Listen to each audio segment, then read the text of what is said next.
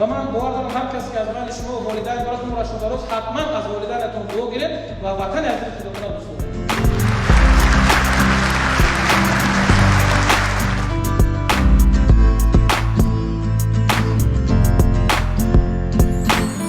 هست هر گونه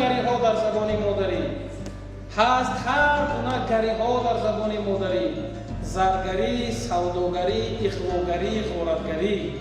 هر گری یک حسن دارد، یک عمل، یک جاذبه، لیک از جمع گری‌ها بهتر است آدمگری. سلام علیکم.